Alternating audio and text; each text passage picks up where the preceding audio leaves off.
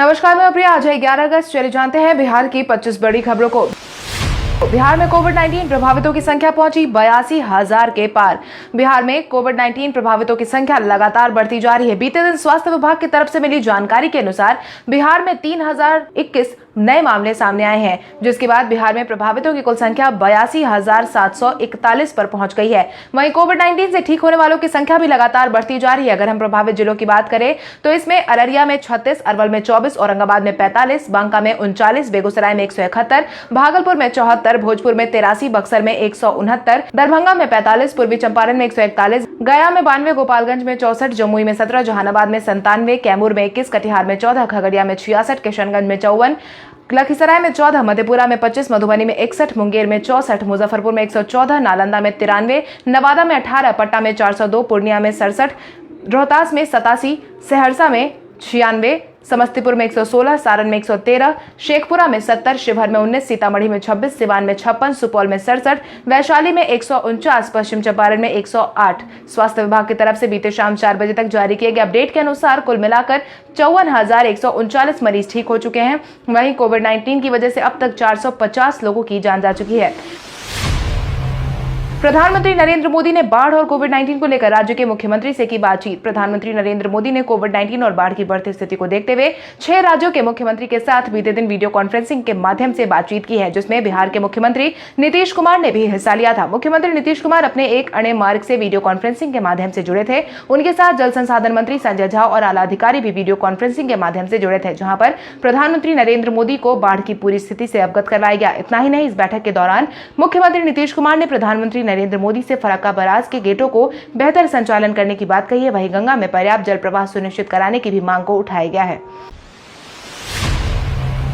बाढ़ प्रभावितों की मदद के लिए रेड क्रॉस सोसाइटी आई सामने। बिहार में बाढ़ के कारण उत्पन्न हुई परेशानियों को देखते हुए रेड क्रॉस सोसाइटी ने मदद का हाथ आगे बढ़ाया है, जिसके तहत बीते दिन बिहार के अलग अलग जिलों के लिए बाढ़ राहत सामग्री भेजी गई है। राहत सामग्री से भरी गाड़ियों को बिहार के राज्यपाल फागू चौहान ने हरी झंडी दिखाकर रवाना किया है। राज्यपाल ने राजभवन के सामने से राहत सामग्री वाली गाड़ियों को रवाना किया है। इस मौके पर पदाधिकारी मौजूद दिखाई दिए। आपको बता दें, बिहार के लगभग 16 जिले बाढ़ से बुरी तरीके से प्रभावित है, जहां पर 74 लाख से ज्यादा आबादी बाढ़ की चपेट में है। बिहार के इस गांव में कोरोना अस्पताल ले जाने के लिए नाव बनी एम्बुलेंस। बिहार में कोविड-19 का संक्रमण लगातार गहराता जा रहा है। ऐसे में जिला प्रशासन ने संक्रमण से लोगों को बचाने के लिए तमाम उपाय किए जा रहे हैं। वहीं इसी बीच वैशाली जिले में एक अनोखी पहल देखी गई है। बाढ़ प्रभावित जिले में संक्रमित लोगों को कोविड-19 केयर पहुंचाने के लिए एक स्पेशल कोविड-19 एम्बुलेंस की व्यवस्था की गई है। दरअसल ये कोविड-19 एम्बुलेंस एक नाव है। नाव पर बनी एम्बुलेंस में तमाम तरह की सुविधाएं मौजूद है, जिससे मरीजों को राघोपुर से नजदीकी कोविड-19 अस्पताल पहुंचाया जा सकता है। भागलपुर क्षेत्र में उगने वाले प्रसिद्ध कतरनी चावल को पतंजलि ने बेचने की जताई इच्छा। बिहार के भागलपुर क्षेत्र में उगाए जाने वाले प्रसिद्ध और सुगंधित कतरनी चावल को पतंजलि ने बेचने की इच्छा जाहिर की है। कतरनी चावल को लेकर उत्तराखंड स्थित पतंजलि आयुर्वेद लिमिटेड को समझौते की पेशकश की है। इसे लेकर बीएचयू के कुलपति ने पतंजलि के प्रबंध निदेशक को पत्र जारी किया है। पत्र में कहा गया है कि कतरनी चावल की पैदावार भागलपुर, बांका और मुंगेर क्षेत्र में होती है। उन्होंने पतंजलि आयुर्वेद लिमिटेड को भागलपुरी कतरनी धान उत्पादन संघ के साथ समझौता कर यहाँ के कतरनी चावल को बाजार मुहैया कराने की बात की है। इससे यहाँ के किसानों को भी सही कीमत पर चावल मिल जाएगी और फिर लोगों को कतरनी चावल का असली स्वाद और सुगंध भी मिलेगा। मुख्यमंत्री ने किया जल जीवन हरियाली मुहिम के योजना का उद्घाटन। मुख्यमंत्री नीतीश कुमार ने बीते दिन वीडियो कॉन्फ्रेंसिंग के माध्यम से जल जीवन हरियाली मुहिम के 1093 योजनाओं का उद्घाटन किया है। इन योजनाओं पर 638 करोड़ रुपए की लागत खर्च होने की बात भी कही गई है। मेरी जानकारी के अनुसार उद्घाटन किए जाने वाली योजनाओं का सिंचाई और जल संचयन से जुड़ी हुई है। इसमें 88,390 हेक्टेयर जमीन की सिंचाई होगी। इस अवसर पर नीतीश कुमार ने कहा है कि 1 साल में जल जीवन हरियाली मुहिम के तहत काफी काम हुआ है। इससे जमीन के अंदर के जल स्तर में सुधार हुआ है। हमें इस योजना को और आगे बढ़ाने की जरूरत है। लोगों को इसके लिए जागरूक करना होगा। राजधानी पटना में भारी बारिश की जताई गई संभावना। बिहार में कोविड-19 और बाढ़ की वजह से परेशानी लगातार जारी है। वहीं इसी बीच बारिश थमने का नाम नहीं ले रही है। राजधानी पटना में भी बारिश की उम्मीद जताई गई है। मौसम विभाग की तरफ से जारी किए गए पूर्वानुमान के अनुसार 13 अगस्त तक मौसम खराब होने की संभावना जताई गई है। साथ ही कुछ जगहों पर आकाशीय बिजली भी गिर सकती है। पटना के कई इलाकों में रविवार को भी अच्छी बारिश देखने को मिली थी। सोमवार को भी मौसम सुहाना देखने को मिला था। राजधानी पटना के अलावा समस्तीपुर, सारण और मसरख, पूर्णिया और मधेपुरा में भी ठीक ठाक बारिश देखने को मिली है। सीबीआई जल्द ही सुशांत सिंह राजपूत के पिता और बहनों का दर्ज करेगी बयान। सुशांत सिंह राजपूत के मामले में सीबीआई के हस्तक्षेप के बाद कई बातों का खुलासा हुआ है, जिसके बाद सुशांत सिंह राजपूत को जल्द ही न्याय मिलने की उम्मीद जताई जा रही है। वहीं सीबीआई अब सुशांत सिंह राजपूत के मामले में तहकीकात करती हुई सुशांत सिंह राजपूत के पिता और बहनों से भी पूछताछ कर सकती है। बताया जा रहा है कि सीबीआई की टीम यह बयान फरीदाबाद में रह रहे उनके पिता और बहनों से लेगी, जहां पर उनके द्वारा दर्ज किए गए मामलों और सुशांत के रिश्तों पर सवाल पूछे जाएंगे। इसके साथ ही इस दौरान बिहार पुलिस की तरफ से सौंपे गए सबूत पर सीबीआई जांच शुरू कर सकती है। 14 अगस्त से पटना एम्स के डॉक्टर अपनी मांग को लेकर उतरेंगे सड़कों पर। एम्स के डॉक्टरों ने 13 अगस्त तक का अल्टीमेटम सरकार के सामने रख दिया है। मेरी जानकारी के अनुसार डॉक्टरों को राज्य के किसी भी मेडिकल कॉलेज में तैनात किए जाने के सरकार के फैसले को लेकर के एम्स के रेजिडेंट डॉक्टर आर पार के मूड में आ गए हैं, जिसके लिए 13 अगस्त तक अल्टीमेटम सरकार को दे दिया गया। वहीं 14 अगस्त से अनिश्चित काल के लिए काम छोड़कर सड़कों पर उतरने का ऐलान कर दिया गया है। All India institute of medical science Patna के रेजिडेंट डॉक्टर एसोसिएशन ने प्रबंधन को अपनी पुरानी मांगों को लेकर जल्द से जल्द फैसला सुनाने की बात कही है। आज बिहारी पहचान में हम बात करेंगे अखिलेंद्र मिश्रा की। अखिलेंद्र मिश्रा तब से सुर्खियों में जब से 1990 में दूरदर्शन के कार्यक्रम चंद्रकांता में क्रूर सिंह का किरदार उन्होंने निभाया था। उसके बाद उन्हें कई सारी अलग अलग सीरियल में काम करने का मौका भी मिला, जहां पर उन्होंने अपने अभिनय का बखूबी प्रमाण पेश किया है। इतना ही नहीं, उन्हें 1999 में सरफरोश में काम करने के लिए भी नवाजा गया था। वहीं 2008 में उन्होंने रामायण सीरियल में रावण का किरदार निभाकर भी खूब सुर्खियां बटोरी थी। रामायण, चंद्रकांता, सरफरोश जैसे सीरियल और फिल्मों में किरदार निभाने वाले अखिलेंद्र मिश्रा का जन्म बिहार के सिवान जिले में 28 अक्टूबर 1960 को हुआ था। अखिलेंद्र मिश्रा ने अपने अब तक के करियर में उड़ान, तूफान, जीत जाएंगे हम, दिया और बाती हम, महाभारत, तू मेरा हीरो जैसे कई सीरियल में काम किया है। इतना ही नहीं, उन्होंने सरफरोश, वीरगति, गंगाजल, हलचल, वीर ज़ारा, एक अजनबी, 2 दूनी 4, रेडी जैसी फिल्मों में भी काम किया है। बिहार के कई जिले बाढ़ की वजह से कर रहे हैं अंधेरों का सामना। बाढ़ की वजह से आम जनजीवन को बुरी तरीके से प्रभावित है ही, बिजली पर भी साफ तौर पर बाढ़ का असर देखने को मिल रहा है। मिली जानकारी के अनुसार बिहार के कई जिलों में पावर ग्रिड में पानी के घुसने की वजह से स्थिति बेकाबू हो गई है, जिसके तहत छपरा के अमनौर में स्थित रसूलपुर पावर ग्रिड में पानी घुस चुका है और गाँव और जिले में बिजली सप्लाई पूरी तरीके से ठप है। मिली जानकारी के अनुसार मडौरा, अमनौर, मकेर, भेल्दी, डेरनी, पोझी, नगरा आदि में बिजली आपूर्ति पूरी तरीके से ठप है। राजस्व एवं भूमि सुधार विभाग में अब जल्द ही लागू होगा पॉइंट ऑफ डिले नोटिफिकेशन का कॉन्सेप्ट। बिहार सरकार के तमाम प्रयास के बाद भी बिहार में जमीन के दाखिला और खारिज के ऑनलाइन होने के बावजूद ऐसे हजारों मामले सामने आ रहे हैं जो काफी लंबे समय से लंबित पड़े हैं। अब ऐसे कर्मियों पर राजस्व एवं भूमि सुधार विभाग की तरफ से नकेल कसने की तैयारी हो रही है। मिली जानकारी के अनुसार इन मामलों की रोकथाम के लिए पॉइंट ऑफ डिले नोटिफिकेशन का कॉन्सेप्ट दिए जाने पर सोच विचार किया जा रहा है, जिससे अब कर्मी के लिए निर्धारित समय सीमा बिताने के बाद काम नहीं करने पर उसकी सूचना वरीय अधिकारी तक दी जाएगी, जिसके बाद समय सीमा के भीतर काम नहीं करने वाले कर्मियों और अधिकारियों पर सख्ती से पेश आया जाएगा। कृषि मंत्री ने बाढ़ में बर्बाद हुई फसलों का पूरा मुआवजा देने का दिया आश्वासन। बाढ़ के कारण परेशान चल रहे किसानों को राहत की खबर देते हुए कृषि मंत्री ने साफ तौर पर बाढ़ में बर्बाद हुई फसलों पर पूरा मुआवजा देने का ऐलान किया है, जिसके तहत बीते दिन विभागीय समीक्षा बैठक के दौरान उन्होंने प्रेस वार्ता में बताया कि बाढ़ से सबसे ज्यादा दरभंगा जिला प्रभावित हुआ है, जहां बाढ़ की वजह से 99 हेक्टेयर फसलों में 83 हेक्टेयर फसल पूरी तरीके से बर्बाद हो चुका है। उन्होंने कहा है कि इस मुश्किल भरे समय में बिहार सरकार किसानों के साथ खड़ी है। हमारे विभाग द्वारा लगातार इसकी मॉनिटरिंग की जा रही है। उन्होंने बताया कि विभागीय अधिकारियों को निर्देश दे दिया गया है कि बाढ़ का पानी घटने के बाद एक एक प्लॉट का सर्वे कराकर प्रभावित किसानों को चिन्हित किया जाएगा और सभी किसानों को पर्याप्त मुआवजा भी दिया जाएगा। बिहार के अस्पतालों की दयनीय स्थिति पर बोले लालू प्रसाद यादव। बिहार की स्वास्थ्य व्यवस्था और सरकार को लेकर जितनी भी दलीलें दी जा रही हैं, मगर अस्पताल की व्यवस्था पर लगातार सवाल उठ रहे हैं। इसी क्रम में बिहार के स्वास्थ्य व्यवस्था को लेकर लालू प्रसाद यादव ने भी एक बार फिर से मुख्यमंत्री नीतीश कुमार को निशाने पर लिया है, जिसके तहत उन्होंने ट्वीट कर कहा है कि बिहार के अस्पतालों में रुई और सुई भी मिल जाए तो भगवान का शुक्रिया अदा कर देना रे भाई। लालू प्रसाद के इस ट्वीट के बाद सियासत गर्म हो गई है। राजनेताओं की माने तो लालू प्रसाद ने बिहार के सरकारी अस्पतालों की खस्ता हालात को देखते हुए यह ट्वीट किया है। पूर्व राष्ट्रपति प्रणब मुखर्जी के कोविड-19 संक्रमित होने के बाद मुख्यमंत्री ने की उनके ठीक होने की कामना। पूर्व राष्ट्रपति प्रणब मुखर्जी बीते दिन कोविड-19 की चपेट में आ गए हैं, जिसकी जानकारी उन्होंने खुद ट्वीट करके दी है, जिसके तहत उन्होंने बताया है कि अन्य कारणों से अस्पताल गया था, जहां पर आज कोविड-19 जांच में संक्रमित होने की पुष्टि हुई है। मैं अनुरोध करता हूं कि जो लोग भी पिछले एक हफ्ते में मेरे संपर्क में आए वो खुद आइसोलेशन में चले जाए। वहीं राष्ट्रपति के संक्रमित होने के बाद मुख्यमंत्री नीतीश कुमार ने उनके जल्द ठीक होने की कामना की है। इसके तहत उन्होंने ट्वीट किया है कि मैं पूर्व राष्ट्रपति प्रणब मुखर्जी के बेहतर स्वास्थ्य और उनके जल्द स्वस्थ होने की कामना करता हूं।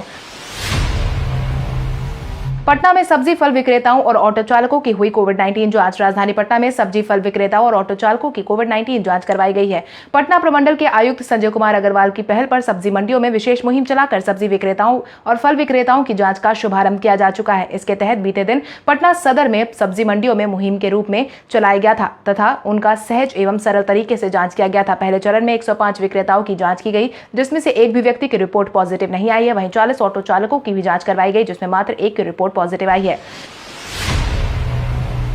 मुख्यमंत्री नीतीश कुमार ने प्रदेशवासियों को जन्माष्टमी के पावन पर्व की दी बधाई। मुख्यमंत्री नीतीश कुमार ने जन्माष्टमी के पावन पर्व की प्रदेशवासियों को बधाई दी है, जिसके तहत उन्होंने अपने बधाई संदेश में कहा है कि भारतीय संस्कृति और परंपरा में पर्व त्योहारों की एक लंबी श्रृंखला है, जो हमारी संस्कृति, विरासत एवं विविधता में एकता का प्रतीक है। हर साल भादो महीने के कृष्ण पक्ष की अष्टमी तिथि को भगवान कृष्ण का जन्मोत्सव जन्माष्टमी के त्योहार के रूप में बड़े धूमधाम से पारंपरिक रीति रिवाज के अनुसार लोग मनाते हैं। आप सब लोग घर के अंदर ही पूजा अर्चना करें। आप सभी के सहयोग से ही कोविड-19 से निपटने में सफलता हासिल होगी।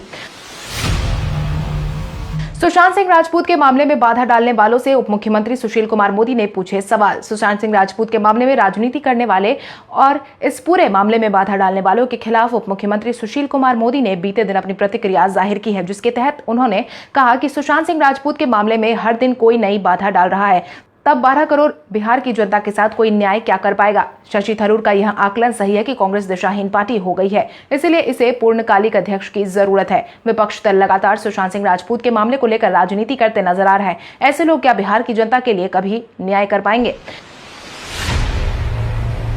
कांग्रेस की अधूरी तैयारियों से नाराज दिखा आलाकमान। बिहार में विधानसभा चुनाव के दिन नजदीक आते जा रहे हैं, वहीं कांग्रेस की मुश्किलें बढ़ती जा रही है, क्योंकि कांग्रेस ने बड़ी देरी से अपने चुनावी तैयारियों की शुरुआत की है, जिसके बाद अब आलाकमान संतुष्ट नजर नहीं आ रहा है। उनका कहना है कि सभी जिलों के प्रभारी नेताओं ने दिया हुआ टास्क अभी तक पूरा नहीं किया है। मिली जानकारी के मुताबिक आलाकमान ने जिलों में सदस्यता मुहिम से लेकर सही उम्मीदवार के चयन की जिम्मेदारी सौंपी थी, लेकिन वो कई जिलों में पूरा नहीं हो सका है। इसको देखते हुए शक्ति सिंह गोहिल ने भी अपनी नाराजगी जताई थी।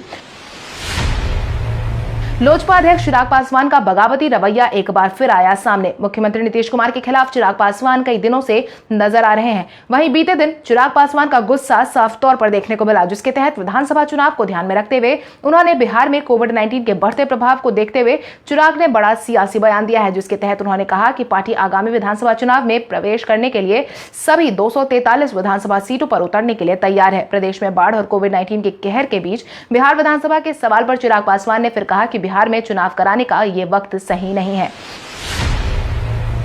तेजस्वी यादव ने मुख्यमंत्री नीतीश कुमार को बाढ़ प्रभावितों की संख्या दिलाई याद। नेता प्रतिपक्ष तेजस्वी यादव बिहार में बेलगाम बढ़ रहे कोविड-19 और साथ ही बाढ़ की चपेट में आए लगभग 75 लाख बिहार वासियों को लेकर एक बार फिर से मुख्यमंत्री नीतीश कुमार को निशाने पर लिया है, जिसके तहत उन्होंने बीते दिन ट्वीट करके कहा है कि बिहार की 75 लाख आबादी बाढ़ से प्रभावित है, लेकिन इसके बाद भी मुख्यमंत्री नीतीश कुमार चैन की नींद सो रहे हैं। लगभग 75 लाख आबादी बाढ़ की वजह से अपने घर पर छोड़ने पर मजबूर हो गई है। 40 लाख प्रवासी श्रमिक बिना काम धंधे के घूम रहे हैं। स्वास्थ्य व्यवस्था के कारण लाखों कोविड-19 प्रभावित भगवान भरोसे है। लगभग 7 करोड़ बेरोजगार बैठे हुए हैं। व्यवसाय पूरी तरीके से परेशान है। 15 वर्षीय अमानवीय सुशासन सरकार गहरी नींद में सो रही है। सुशांत सिंह राजपूत के मामले में रिया चक्रवर्ती और उनके परिजन से पूछताछ हुई खत्म। अभिनेता सुशांत सिंह राजपूत के मामले में प्रवर्तन निदेशालय ने जांच तेज कर दी है, जिसके तहत अभिनेत्री रिया चक्रवर्ती और उनके परिवार से पूछताछ पूरी कर ली गई है। अधिकारियों ने सभी से पूछताछ कर ली है। कुछ घंटे चली इस पूछताछ के बाद तीनों को बाहर निकलते देखा गया था। इसके अलावा सुशांत सिंह राजपूत के दोस्त सिद्धार्थ पिठानी से भी पूछताछ की गई थी। आपको बता दें, मनी लॉन्ड्रिंग मामले में रिया के भाई से प्रवर्तन निदेशालय ने शनिवार दोपहर को पूछताछ शुरू की थी, जो कि रविवार सुबह 6:30 बजे खत्म हुई थी। उनसे 18 घंटे तक पूछताछ की गई थी। झारखंड के शिक्षा मंत्री ने 11वीं में लिया दाखिला। झारखंड के शिक्षा मंत्री जगन्नाथ महतो ने 11वीं में दाखिला लिया है। इस दौरान उन्होंने कहा है कि पढ़ने की कोई उम्र नहीं होती। शिक्षा मंत्री ने कहा है कि वो नियमित क्लास भी करेंगे। जब राज्य में हमें मंत्री पद की शपथ दिलाई जा रही थी, तब कुछ लोगों ने कहा था कि 10वीं पास मंत्री क्या करेंगे। उन्होंने कहा कि उसी का जवाब दे रहे हैं। पढ़ाई पूरी करेंगे, मंत्रालय को भी देखेंगे, खेती भी करेंगे और जनता का काम भी करेंगे। पढ़ाई की कोई उम्र नहीं होती, हम पढ़ाई पूरी करेंगे। वहीं भाजपा के प्रदेश अध्यक्ष दीपक प्रकाश ने कहा है कि ये बढ़िया है कि कम से कम सवाल उठने के बाद मंत्री जी की बुद्धि तो आई और उन्होंने इंटर में दाखिला तो लिया।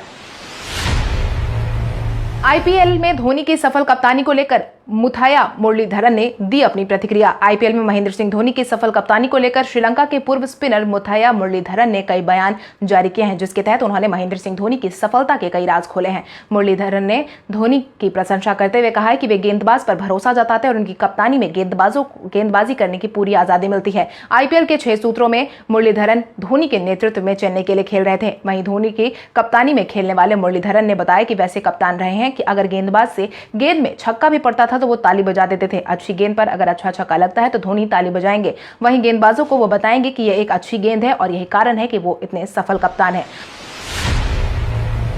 व्हाट्सएप पर जल्द ही आने वाला है एक नया फीचर। व्हाट्सएप अपने सभी यूजर के लिए एक नए फीचर को रोल कर रहा है। इसी क्रम में व्हाट्सएप ने अब अपने यूजर के लिए नए फीचर को रोल किया है, जिसके लिए व्हाट्सएप ही अपने 2 मिलियन से अधिक उपयोगकर्ताओं के लिए व्हाट्सएप के माध्यम से आपको अब किसी भी न्यूज या कंटेंट को फॉरवर्ड करने से पहले यह जांच करने में मदद मिलेगी कि कहीं वो गलत खबर तो नहीं है। अब search the web feature role किया जा रहा है। व्हाट्सएप यूजर को किसी भी मैसेज की प्रामाणिकता की जांच करने में अब आसानी होगी, जिसकी घोषणा कंपनी ने एक ब्लॉग पोस्ट में की है। कल हमारे द्वारा पूछे गए सवाल का जवाब आप में से बहुत सारे यूजर ने हमें कमेंट करके दिया था, उसके लिए आपका बहुत बहुत धन्यवाद। आप में से जिन यूजर का कमेंट हमें अच्छा लगा है उनके नाम है उजाला चौधरी, हरीन्द्र चौहान, संतोष ठाकुर, रवि अनवर, दिव्यांशु कुमारी, योगेंद्र कुमार, उदय कुमार, इरशाद अंसारी, संजीत कुमार, सुधीर कुमार, कौशल कुमार, मृत्युंजय कुमार, राकेश वर्मा, मनीष कुमार, शीला कुमारी, गजेंद्र सिंह, पूनम कुमारी। इसके अलावा हमारी टीम को और भी लोगों के जवाब अच्छे लगे हैं, मगर समय के अभाव के कारण हम उनका नाम नहीं ले पाए, लेकिन आप हमारे सवालों का जवाब देते रहे। हम कल आपका नाम लेने की पूरी कोशिश करेंगे। तो चलिए बढ़ते हैं आज के सवाल की ओर। आज का सवाल कुछ इस प्रकार है। आपके अनुसार इस बार आगामी इंडियन प्रीमियर लीग यानी कि आईपीएल 2020 लीग में